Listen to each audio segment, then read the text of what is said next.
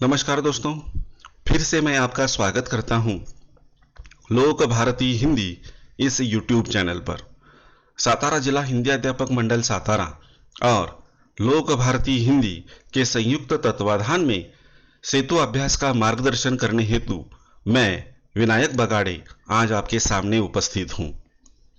दिन है 33वां और दिनांक है 2 अगस्त 2021। कक्षा है 8वीं। आज के हमारे क्षेत्र हैं श्रवण अथवा भाषण, कौशल अथवा क्षमता है मौखिक अभिव्यक्ति और संबोध है श्रवण कौशल्य। इसके लिए अपेक्षित कौशल यहाँ पर दिया हुआ है। यह कौशल है सुने हुए वाक्य, उससे संबंधित अन्य वाक्य, रचना के परिप्रेक्ष्य में कहे गए विचार, वाक्यांश का अनुमान लगाते हुए समझकर अपने अनुभव के साथ संगति, सहमति या असहमति अनुमान लगाकर अपने विचार अभिव्यक्त करते हैं। और इसका दृढ़ीकरण करने के लिए पहली कृति यहां पर दी है, आओ पता करें। निम्नलिखित परिच्छेद का स्वराघात, बलाघात, उतार चढ़ाव के साथ आदर्श वाचन करें।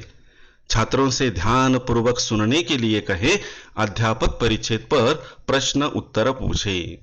जो परिच्छेद दिया है, इस परिच्छेद को योग्य आवाज में, स्वराघात में, बलाघात और उतार चढ़ाव के साथ इसका आदर्श वाचन करना है। तो यहां पर इसका वाचन मैं करता हूं, ध्यान से सुनिए। हमारे मुख से उच्चारित शब्द हमारे चरित्र, बुद्धिमत्ता, समझ और संस्कारों को दर्शाते हैं। इसलिए शब्दों के उच्चारण के पूर्व हमें सोचना चाहिए। कम से कम शब्दों में अर्थपूर्ण बोलना और लिखना एक कला है। वह कला विविध पुस्तकों के वाचन से, परिश्रम से साध्य हो सकती है। मात्र एक गलत शब्द के उच्चारण से वर्षों की दोस्ती में दरार पड़ सकती है। अब किस समय, किसके सामने, किस प्रकार के शब्दों का प्रयोग करना चाहिए, इसे अनुभव, मार्गदर्शन, वाचन और संस्कारों द्वारा ही सीखा जा सकता है। सुंदर, उपयुक्त और अर्थमय शब्दों से जो वाक्य परीक्षा में लिखे जाते हैं, उस कारण ही अच्छी श्रेणी प्राप्त होती है। अनाप शनाप शब्दों का प्रयोग हमेशा हानिकारक होता है।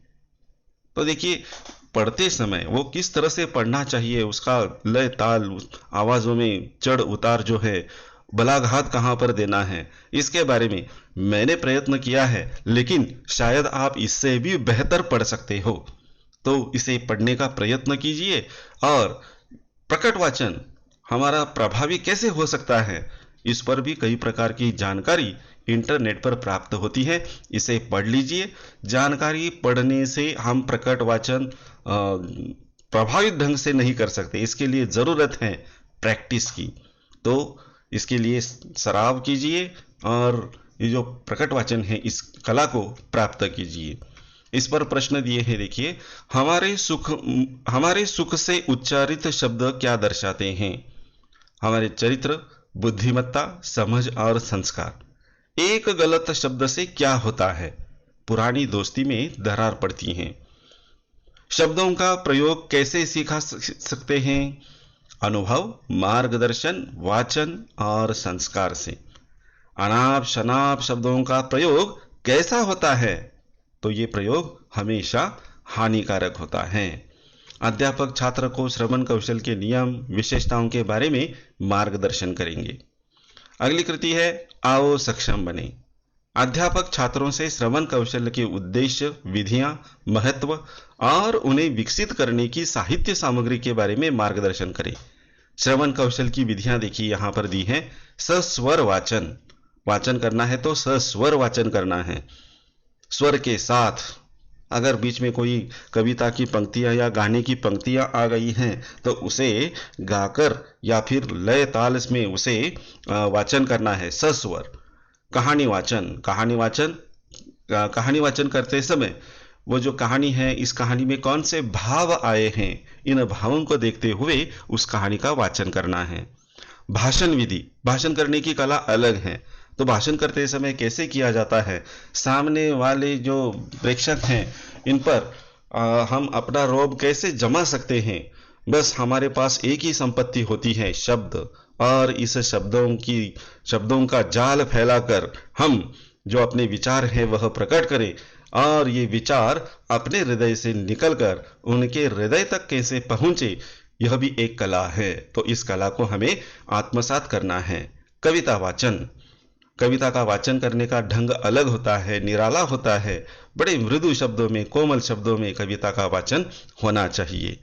गद्य परिच्छेद वाचन, जो गद्य परिच्छेद दिया है, इस गद्य परिच्छेद में योग्य स्वर बलाघात देते हुए आवाज में उतार चढ़ाव करके आरोह अवरोह के साथ गद्य परिच्छेद का वाचन होना चाहिए।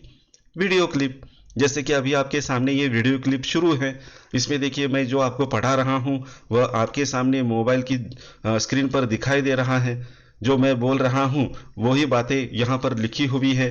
तो इस तरह से वीडियो क्लिप का भी हम अच्छी तरह से प्रभावित ढंग से प्रयोग कर सकते हैं। अभी जो वीडियो क्लिप मैं बनाता हूं वह काफ़ी आपकी समझ में आ रही है, ऐसा मुझे प्रतीत हो रहा है। आपकी जो कमेंट्स है इसे मैं पढ़ता हूं और पता चलता है कि यह बात आपको अच्छी लगती है। श्रवण कौशल विकसित करने की साहित्य सामग्री। अब हमारा श्रवण कौशल अगर विकसित करना है, सुनना, श्रवण कौशल यानी सुनना, तो इसकी सामग्रियां दी हैं, जैसे कि ग्रामोफोन है, रेडियो है, दूरदर्शन है, चलचित्र है, टेप रिकॉर्डर और कंप्यूटर। इसको सुनकर हम अपना श्रवण कौशल विकसित कर सकते हैं। इसमें और एक परिच्छेद दिया है, देखिए, आओ अभ्यास करें। निम्नलिखित परिच्छेद छात्रों को सुनाएं तथा प्रश्न पूछे। अब यहां पर जो परिच्छेद है उसको पढ़ना है, ध्यान से सुनिए। वन राष्ट्र की संपत्ति है। महाराष्ट्र में अलग अलग प्रकार के वन हैं। उनमें छोटे बड़े वृक्ष होते हैं। आम, जामुन, साग, मोह, बरगद, नीम तथा बेर जैसे वृक्ष भी होते हैं। साग की लकड़ी मजबूत होती है। आम को राज्य वृक्ष माना जाता है। वनों में बाघ, शेर, हाथी, हिरन, लोमड़ी, खरगोश आदि प्राणी होते हैं। शेर जंगल का राजा माना जाता है। मोर, तोता, मैना आदि पंछी वनों में होते हैं। मोर को पंछियों का राजा माना जाता है। उसे राष्ट्रीय पक्षी यह सम्मान मिला है। महाराष्ट्र में भीमाशंकर वन है। यहाँ शेकरू नाम का प्राणी होता है। इसे अपने राज्य का प्राणी माना जाता है। भीमाशंकर से भीमा नदी का उद्गम होता है। अब देखिए, इस परिच्छेद को पढ़ने के बाद इस परिच्छेद पर कई प्रश्न पूछे गए हैं, इनको हम देखते हैं। किस वृक्ष की लकड़ी मजबूत होती है? तो साग वृक्ष की लकड़ी बड़ी मजबूत होती है। राष्ट्र की संपत्ति किसे माना जाता है? जंगल या जिसे वन कहा जाता है, इसको राष्ट्र की संपत्ति माना जाता है। भीमा नदी का उद्गम कहाँ होता है? भीमाशंकर में भीमा नदी का उद्गम होता है। एक शब्द में उत्तर लिखो। राज्य का प्राणी शेकरू, राज्य का वृक्ष आम, राष्ट्र का पंछी मोर और जंगल का राजा शेर। आओ सृजन करें। दूरदर्शन पर किसी कलाकार का साक्षात्कार सुनो और कक्षा में सुनाओ।